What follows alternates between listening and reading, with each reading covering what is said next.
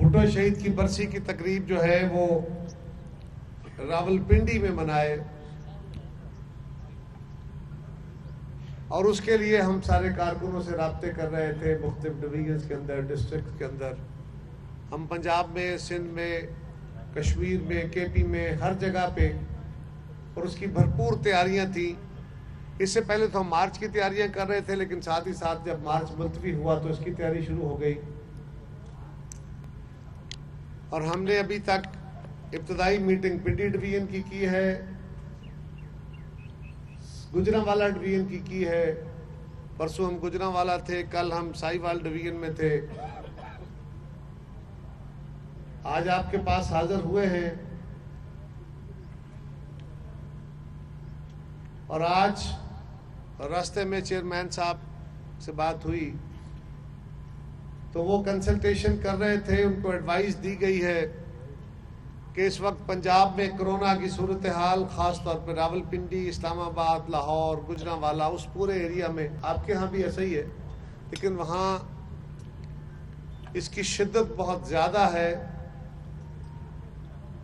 لہذا اس کو سامنے رکھ کے فیصلہ کیا جائے۔ تو تھوڑی دیر تک شاید پارٹی فیصلہ کر کے چیئرمین صاحب کو اناؤنس کریں گے، ہمیں اس راستے کے دوران سفر میں مکمل پتہ نہیں تھا، لیکن اگر یہ تقریب یہاں اجتماعی تقریب نہ بھی ہوئی تو اس کی دوسری صورت جو ہے کہ ہر ضلع کے اندر پارٹی کارکنان بھٹو شہید اور پیپلز پارٹی کے شہداء کے لیے قرآن خوانیاں کریں گے،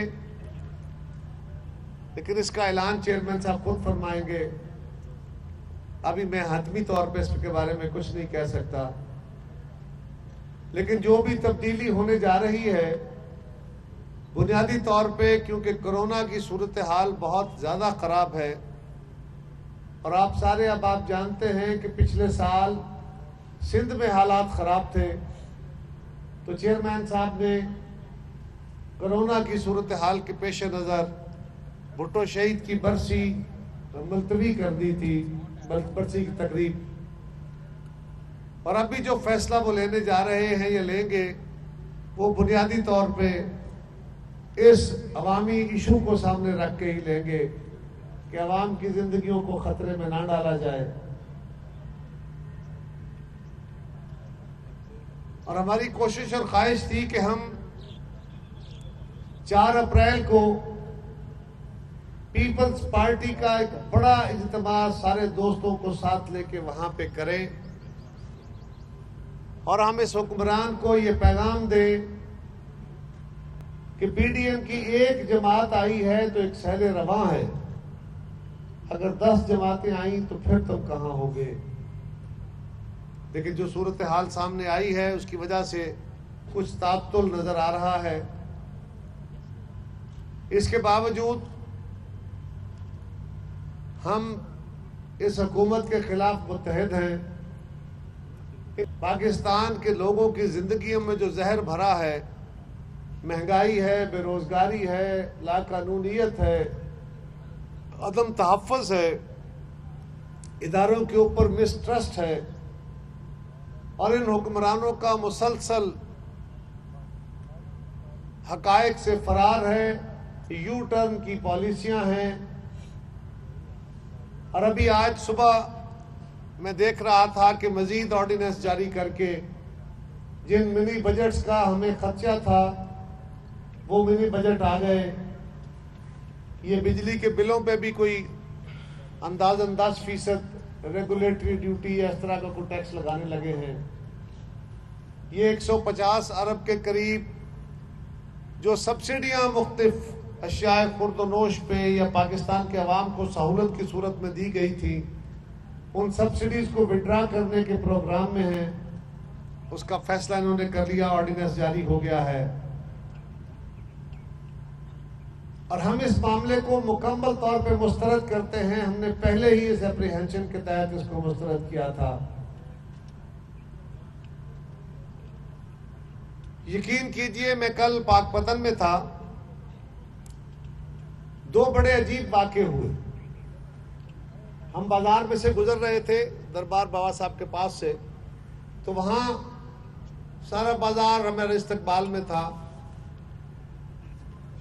तो एक मोटरसाइकिल पे एक मियाँ बीवी जा रहे थे, उस हमारी बहन ने हमें सलाम किया, हाथ हिलाया, मैंने भी उनको हाथ हिलाया, वेलकम कर रही थी। तो उन्होंने मुझे कहा कि भाई जी महंगाई का कुछ करो, महंगाई को जान छुड़ाओ। और दूसरा मेरे साथ वाकया उसी शहर में उसी जुलूस में हुआ कि छोटे छोटे बच्चे 8-8, 7-7 साल, 10-10 साल के हाथों में पीपल्स पार्टी के झंडे लिए बाजार में हम आस्ता आस्ता चल रहे थे, वो साथ साथ भाग रहे थे और वो नारे लगा रहे थे। और उनमें एक बच्चा बड़े जोश से नारे लगा रहा था, जो उसके घरों में होने वाली गुफ्तगू या उन शहरों और उन आबादियों में होने वाली गुफ्तगू की आवाज थी। और वो नारा था कि महंगाई को फांसी दो। यकीन करें, तो जिस तरह हम जियो भुट्टो के नारे लगाते हैं रिदम में, वो इसी रिदम में बच्चा नारे लगवा रहा था कि महंगाई को फांसी दो, महंगाई को फांसी दो। जो बात नन्हे मासूम बच्चों की जबान पे है, जो ख्वातीनों हजरात की जबान पे है, जो शहरों गांव में यकसां, हर क्लास में यकसां, हर जगह हर घर का ये मसला है। और अब तो बच्चे भी बिलबिला पड़े। अब इस हुकूमत का जाना बहुत जरूरी है। कल नैब ने मरियम बीबी को आज के लिए तलब किया था। हमने उनके दफ्तर मुस्लिम लीग के इकट्ठे होके ये ऐलान किया था कि नैब अगर उनको पेशी पे बुलाता है तो हम सारी जमातें उनके साथ, नैब इस गुंडे बनाए, रिपोर्टें उन कमिश्नरों की आई, कुछ नहीं हुआ, वहां नैब नहीं हिलता। इनको बीआरटी नजर नहीं आता, उसके ऊपर नैब नोटिस नहीं लेता। इनको मालम जब्बा केस नजर नहीं आता, वहां नोटिस नहीं लेता। सिर्फ अपोजिशन की जमातों को, उनकी क़यादत को यूं मदून करके और हुकूमत के एक हथियार के तौर पर इस्तेमाल हो रहा है। कल भी मैंने कहा कि हम एहतसाब के निज़ाम के हक में हैं, लेकिन हमारा पहले दिन से ये नारा है और हमने अपनी हुकूमत में जब हमने 18वीं तरमीम की थी उस वक्त भी कोशिश की, लेकिन हमारे बाकी दोस्तों ने हमारा साथ नहीं दिया। हमने बाद में भी गुजारिशात की कि इस नैब के कानून को ठीक करें। अब तो सुप्रीम कोर्ट भी कहती है ना कि नैब सियासी इंजीनियरिंग का इदारा है, नैब लोगों के बाजू मरोड़ के वफादारियां तब्दील करता है, नैब हुकूमतें बनाने और हुकूमतें गिराने के काम आता है।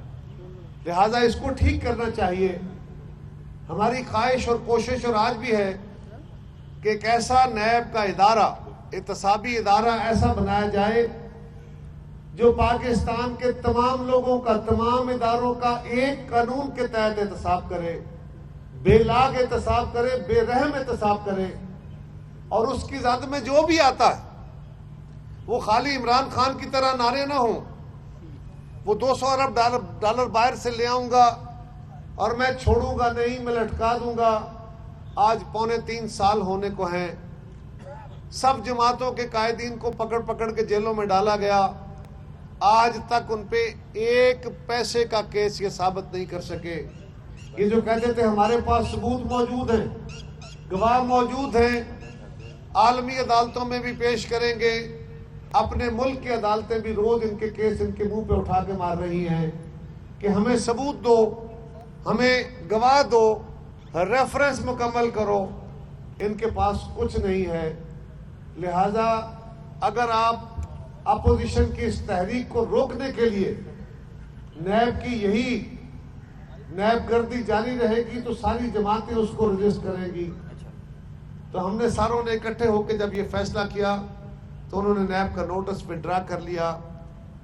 और आज हम सब अभी सुबह मरियम नवाज साहिबा के पास नाश्ते पे सारी जमातें इकट्ठी थी, हम वहीं से आ रहे हैं। जमातों के अंदर, इत्तेहादों के अंदर डिफरेंसेस होते रहते हैं। ये छोटे छोटे ऑपरेटिव प्रोसीजर के डिफरेंसेस हैं, छोटे इश्यूज के साथ इख्तलाफात हो सकते हैं, लेकिन इस मुल्क में आईनी हुक्मरानी होनी चाहिए सियासी अमल में इदारा जाती मदाखलत बंद होनी चाहिए और पाकिस्तान के अवाम को आज़ादाना रायदही के तहत इस मुल्क में अपने हुक्मरान बनाने चाहिए।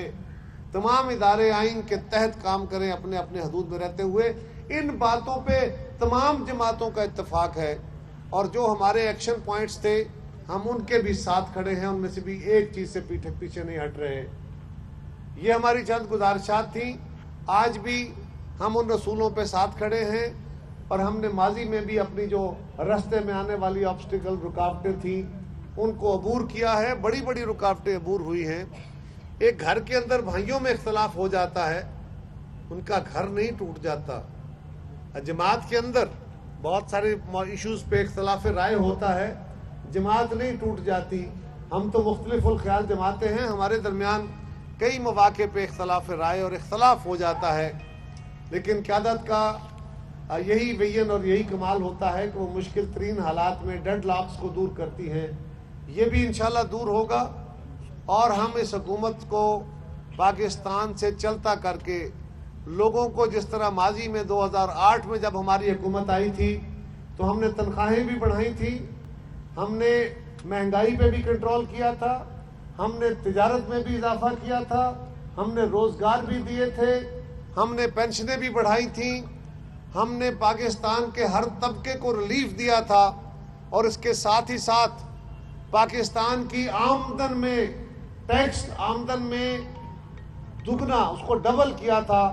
कोई नया टैक्स नहीं लगाया था, लेकिन हमारा कुलिया ये है, ये हुक्मरान टैक्स की शरहें बढ़ा के, नए नए टैक्स लगा के, सब्सिडीज विड्रा करके ये समझते हैं कि इस जरिए से लोगों से ज्यादा टैक्स लिया जा सकता है। हमारा विजन ये है कि जब जब पीपल्स पार्टी हुकूमत में आती है हम लोगों पे इन्वेस्ट करते हैं, हम तनख्वाहें बढ़ाते हैं, पेंशनें बढ़ाते हैं, मजदूर की मजदूरी बढ़ाते हैं, रोजगार बढ़ाते हैं, कारोबार बढ़ाते हैं, पाकिस्तान की तिजारत में इजाफा करते हैं, जमींदार को सपोर्ट करते हैं। उसके नतीजे में पाकिस्तान की इकोनॉमी चलती है। जो जो इकोनॉमी चलेगी, अगर दुकानदार का पैसा बेहतर होगा, उसकी आमदन बढ़ेगी तो वो ज्यादा टैक्स देगा। अगर सरकारी मुलाजिम के पास पैसा आएगा, वो खर्च करेगा, वो दुकानदार को मिलेगा, फिर होलसेलर के पास जाएगा, फिर फैक्ट्री वाले के पास जाएगा, वहां से वो कई हाथों में तकसीम होगा और जितनी दफा रोटेट होगा, जितने हाथों में वो पैसा जाएगा, उतनी दफा उसका टैक्स आएगा। तो हमने टैक्स की आमदन को बढ़ाने का वो तरीका जो अवाम की सहूलत भी है, कारोबारी तबके का फायदा भी है, किसान मजदूर की जिंदगी में आसानी भी है और सरकार की आमदन में इजाफा भी है, हमारा वो रास्ता है। वो ही हुकूमतें जो अवाम के साथ जुड़ी होती हैं, जो प्रोपेगेंडा पे नहीं, सिर्फ नारेबाजी पे नहीं, 3 साल बाद खड़े होके ये नहीं कहती कि हमें तो पता नहीं चला, हमारी ट्रेनिंग नहीं थी, तजर्बे की मार खा गए हैं, बल्कि वो जमातें जिनका माजी में तजर्बा है और इस मुल्क की खिदमत कर चुके हैं।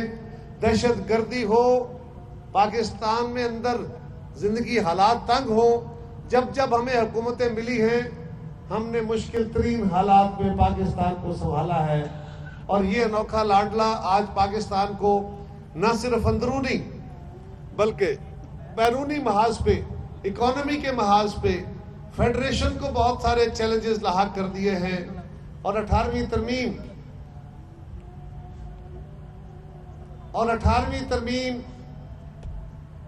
जो कि हमारा एक कंसेंसस डॉक्यूमेंट है जिस पे सारी जमातें, सारे लोग मुत्तफिक हैं, उस तरमीम को भी ये खत्म करने के दरपे हैं। एनएफसी जो सूबों के दरमियान वसाइल की तकसीम का फार्मूला है, जिसने माजी की तलखियों को कम किया है, ये उसको भी खत्म करने के दरपे हैं, जिसकी हम इनको कतई इजाजत नहीं देंगे। और इंशाअल्लाह कौम देखेगी कि आइंदा चंद दिनों में पीपल्स पार्टी भी अपनी सीसी की मीटिंग करेगी, अपने फैसले करेगी और अपनी पीडीएम की जमातों के साथ मिलके अपने उस सफर को जो कुछ दिनों के लिए तातुल का शिकार हुआ उसको फिर जारी व सारी करेगी, जरूर करेगी इंशाअल्लाह ताला। मैं अपने सब दोस्तों का भी शुक्रिया अदा करता हूँ। आपसे पहले बात इसलिए कर ली कि थोड़ी देर में हमारे जब साथी आ जाएंगे तो फिर हम अपनी बातें करेंगे। प्रेस वाले दोस्तों का शुक्रिया कि आप लोग तशरीफ़ लाए हैं। अब आपके अगर कोई सवाल है तो मैं उसके लिए हाजिर हूँ। कारा साहब, बिलावल साहब ने कुछ अर्सा पहले ऐलान किया था कि एटम बम जो है वो मुनासिब वक्त पर गिराया जाएगा इस्तीफों का, तो क्या आप समझते हैं कि ईद के फौरी बाद जो है ये एटम बम गिराया जा सकता है? देखिए, हमारे कुछ दोस्तों के दरमियान जो इख्तलाफ है वो छोटा सा यही है, वो वक्त का है। हम इस्तीफे देने के खिलाफ नहीं है। हमारा इशू ये है कि जो हमने चार्टर लिखा हुआ है उस चार्टर के अंदर बहुत सारे इकदाम उठाने थे, कुछ उठा चुके, जलसे थे, जुलूस थे, रैलीज थी, बाई इलेक्शंस थे, सब कुछ कर चुके। उसमें एक अमल बाकी है और वो है कि हम लिखा हुआ है कि हम इस हुकूमत के खिलाफ अदम एतमाद की तहरीक लाएंगे। हमारी गुजारिश अपने साथियों से ये है कि हम अदम एतमाद लाएं। पंजाब में 6-7 वोटों का फ़र्क है, हम बड़ी आसानी से उस फ़र्क को मिटा सकते हैं, क्योंकि पीटीआई के अपने 25-30 MPs वो दुहाई दे दे कि इनके खिलाफ है। इस दफ़ा जब सेनेट के अंदर वोट लेने का वक्त आया तो कभी गवर्नर गए, कभी वज़ीर आला गए, कभी DC गए, कभी कमिश्नर गए, कभी DIG गए, और कभी धमकाया, कभी लालच दिया, कभी पैसे दिए, कभी डेवलपमेंट दी, तब जाके उनको आर्जी तौर पे उनसे वोट ले सके हैं। तो अगर हम अपोजिशन की जमातें मुत्तफिक हों, मुत्तहद हों इस इशू पे, तो हम आसानी से ये मरहला तय कर सकते हैं। और उसके लिए अगर ये मरहला आता है तो यकीनन मुस्लिम लीग का ये हक है कि वो हमजा शहबाज साहब जो लीडर ऑफ द अपोजिशन है वो आगे आए। इसी तरह कौमी असम्बली है, वहाँ स्पीकर साहब के खिलाफ उनका जो रवैया है वो बिल्कुल पार्टीजन है। वो बाकी जमातों को, अपोजिशन को उनका ड्यू टाइम नहीं देते, उनका ड्यू तरीकाकार दुरुस्त नहीं है, लिहाजा उनके खिलाफ अदम एतमाद हो सकता है। हमारा उनसे सिर्फ यही इख्तिलाफ, वो कहते हैं कि अदम एतमाद को छोड़ें, डायरेक्टली उस अमल पे आ जाए। हमारा ख्याल है कि हम पहले वो पूरा करें, क्योंकि कुछ दोस्तों का ख्याल था कि सेनेट में जिसमें ये हुकूमत बुरी तरह एक्सपोज हुई, उस इलेक्शन के अंदर हमारे पास वोट पूरे नहीं थे। मेरी आपसे गुजारिश होगी, थोड़ी देर के लिए प्रेस के दोस्तों से मेरी गुजारिश होगी कि थोड़ी देर के लिए अगर आप खामोशी इख्तियार कर लेंगे तो मैं अपनी गुजारिश जल्दी खत्म कर लूँगा। हमारी गुजारिश उनसे यह है कि हमें वो मरहला तय करना चाहिए और आवाम को साथ जोड़ना चाहिए, और उनका ख्याल है कि नहीं, डायरेक्ट उस मरहले पे आ जाना चाहिए। हम उसके नफ़े नुकसान को सोच के बातें कर रहे हैं, उनके और हमारे दरमियान कोई डिफरेंस बड़ा नहीं है। हमारा ये ख्याल है कि इस्तीफे दे दिए तो फिर कैसे, ये हुकूमत कैसे गिरेगी, उसके बाद क्या होगा, बाई इलेक्शन होंगे, बहुत सारी चीज़ें हैं जिसके जवाब में हमें अपनी ज़हनी तौर पे कम अज़ कम जवाब मिल जाने चाहिए। अमलन तो फिर बाद में देखा जाएगा। तो ये हमारा उसके ऊपर अपना एजेंडा भी मौजूद है, कोई इसमें तात्तुल नहीं है। कारा साहब, पीपल्स पार्टी मुल्क की अवामी जमात और बहुत सबसे बड़ी जमात होने की दावेदार है, तो पीपल्स पार्टी ने PDM बनाते वक्त बहुत कुर्बानी दी है। लीडर भी जो है वो एक छोटी जमात का जो चुन लिया गया, उसके बाद भी पीपल्स पार्टी की क़यादत की तरफ से कुर्बानियाँ दी गई PDM तहरीक के दौरान। तो फासिल जरदारी साहब ने जब मशरूत किया कि नवाज शरीफ साहब जो है उनके आने पर इस्तीफे दिए जाएँ, तो उस हवाले से मरीम नवाज साहबा ने जो है बड़े मुतज़ाद बयान दिए। उसके बाद उन्होंने ये भी कहा कि कमर में खंजर घोंपने वाले बेनकाब हो गए। तो क्या ये उनकी सियासी नापुख्तगी का सबूत नहीं है? देखिए, ये लफ्ज़ आप इस्तेमाल कर सकते हैं, मेरे लिए मुनासिब नहीं है, ना मैं करना चाहता हूँ, ना ही ऐसी बात है। जब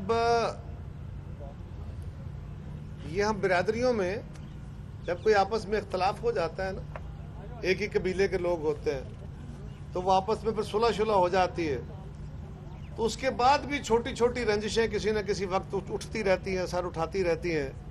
तो फिर समझदार लोगों का काम यही होता है कि उन रंजिशों को वक्त के ऊपर प्लग करते रहें, उन होल्स को प्लग करते रहें। ये एक तलखी हो गई जो नहीं होनी चाहिए थी, ये दोनों तरफ से हुई। पीपल्स पार्टी ने किसी मौके पे इसको इनिशिएट नहीं किया।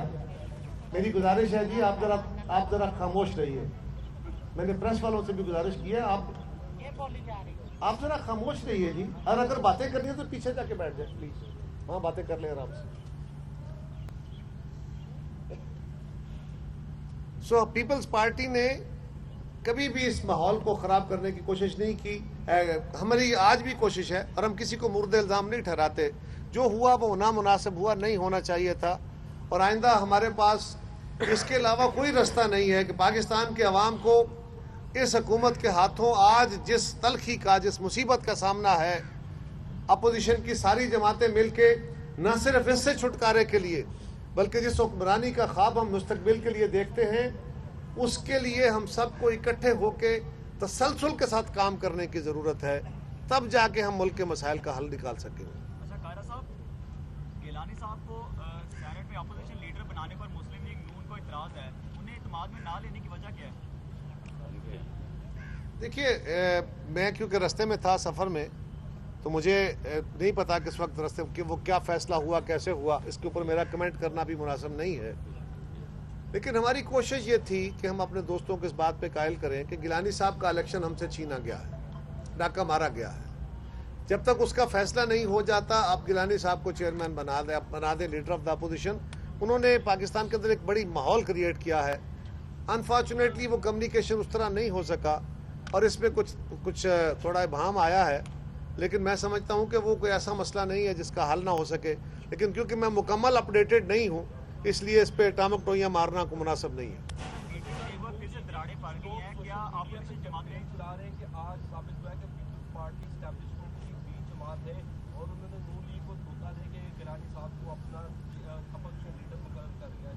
ہم نے کسی کو دھوکہ نہ ماضی میں دیا ہے نہ آج دے رہے ہیں، ہم نے صرف اتنی گزارش کی ہے، ہم کبھی بھی اسٹیبلشمنٹ کی کھیل نہیں کھیلے۔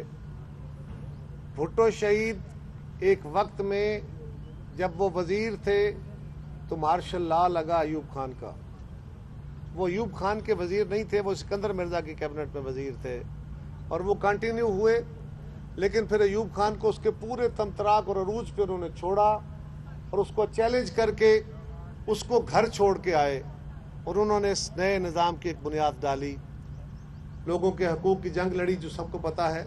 بی بی شہید نے اور محترمہ نصرت بھٹو شہید نے پیپلز پارٹی کے کارکنوں اور اس ملک کی بہت ساری ان جماعتوں کو جو بھٹو شہید کی حکومت کے خلاف تحریک چلا رہی تھی جب ضیاء الحق نے ٹیک اوور کیا، ان کو بھی ساتھ لے کے جمہوریت کی بحالی کے لیے کوشش کی۔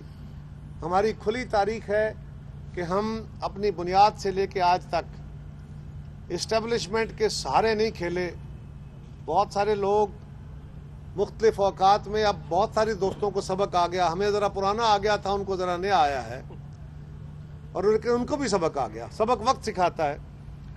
تو ہم کبھی بھی اسٹیبلشمنٹ کے سہارے نہیں آئے، ہم جب بھی آئے ہیں اسٹیبلشمنٹ کی ساری کوششوں کے باوجود آئے ہیں۔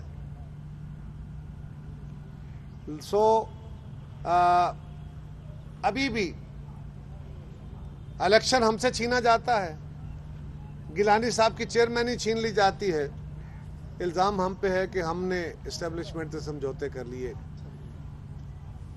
آرمی چیف سے ملاقاتیں کوئی اور لوگ کرتے ہیں، کوئی اور جماعتیں کرتی ہیں اور الزام ہم پہ ہے کہ ہم نے سمجھوتا کر لیا۔ پنجاب میں سینٹ الیکشن ہوتا ہے، مسلم لیگ نون اور پی ٹی آئی آپس میں سمجھوتا کر کے سیٹیں بانٹ لیتی ہیں، الیکشن نہیں کراتی۔ ڈیل ہماری ہو گئی، اب اس کا فیصلہ آپ خود کر لیں، میں اس سے زیادہ کچھ نہیں کہتا۔ قائرہ صاحب، سینیریو میں جب آپ دیکھتے ہیں کہ نون لیگ آپ کو آگے چل کے جوائن کرتی ہے، آپ اس کو ان پہ ٹرسٹ کر سکتے ہیں کے لیے؟ جی سوری، میں کہہ رہا ہوں کہ آپ پی ڈی ایم میں آگے جا کے نون لیگ آپ کو جوائن کرتی ہے، آپ ان کے فیوچر میں ٹرسٹ کر سکتے ہیں؟ دیکھیے، ٹرسٹ کوئی ایسی چیز نہیں ہے کہ میں ان پہ یا وہ مجھ پہ یا باقی جماعتیں ایک دوسرے پہ کو بلائنڈ ٹرسٹ کریں گی۔ اگر ٹرسٹ ہوگا اور اس کے علاوہ کوئی چارہ نہیں ہے۔ ہمارا ماضی بہت تلخ تھا، ہم نے ایک دوسرے پر ٹرسٹ کیا، لیکن اس کے طریقہ کار مختلف ہوتے ہیں۔ جماعتیں آپس میں کچھ وعدے کرتی ہیں، لکھ کے رکھ لیتی ہیں کہ ہم نے یہ سٹیپس اٹھانے ہیں، یہ اقدامات لینے ہیں۔ ہم ان جو تحریریں ہم نے لکھی تھی، ہم ایک ایک لفظ کے ساتھ کھڑے ہیں، ہم اس سے مفر نہیں کر رہے۔ ہمارے کچھ دوستوں کی رائے ہے کہ اس میں سے کچھ چیزیں چھوڑ دی جائیں، ہمارا خیال ہے کہ نہیں، وہ ضروری سٹیپس ہیں وہ اٹھائے جائیں، یہ ڈفرینس ہے۔ باقی ایبسولوٹ ٹرسٹ والی بات جو ہے، ہمیں ایک دوسرے پر ٹرسٹ ہونا چاہیے، کرنا چاہیے، اس کے علاوہ ہمارے پاس کوئی راستہ ہے نہیں۔ قائرہ صاحب، آپ کی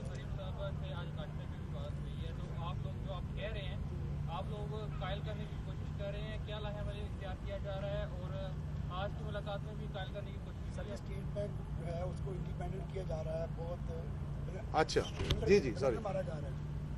मरियम साहब से आपने नाश्ता भी किया है और आप जो कह रहे हैं कि आप जो चाहते हैं उनको कायल करने की कोशिश कर रहे हैं, तो क्या लहर इख्तियार किया जा रहा है? और आज की मुलाकात में भी आपने आज की मुलाकात में उन्होंने नाश्ते पे बुलाया था, हम सब लोग गए, बाकी जमातें भी आईं और वहाँ गपशप हुई।